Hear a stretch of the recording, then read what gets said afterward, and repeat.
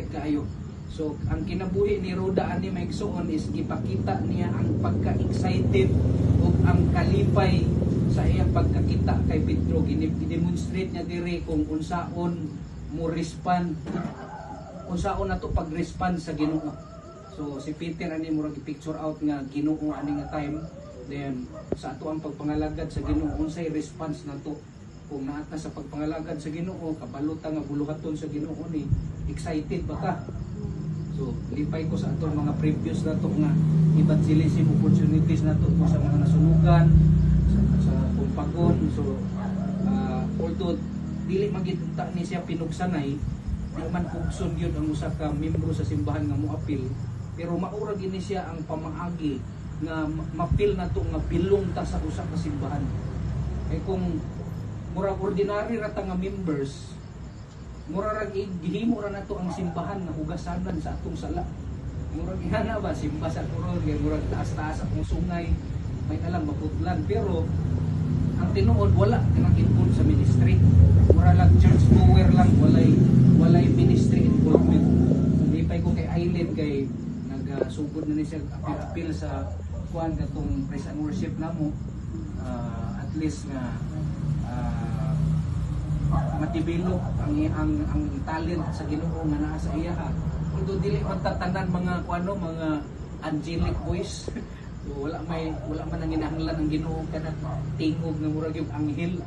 Ang gikinahanglan man sa Ginoo is kanang willingness nga magpagamit ta sa ministry.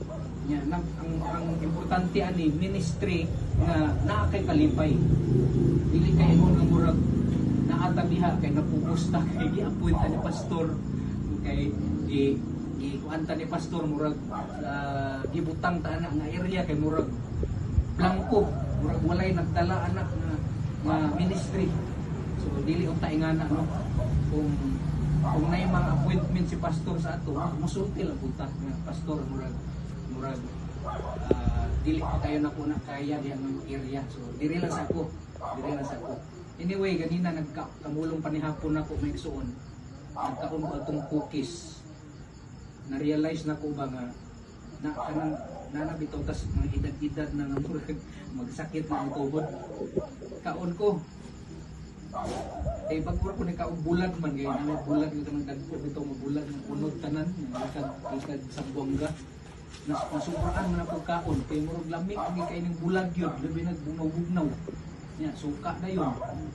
So anak ko nga dapat mapawi na ko ang kadaghan sa parat nga akong nakaon, dapat dili na ko kustamis. So di kaon ko kustamis. Murag action ang kadaghan anak ko, di na maayo. Anak ko nga nakarealize na yan ko nga kining ato ang lawas day may igsuon. Kung masubraan og parat, masakit.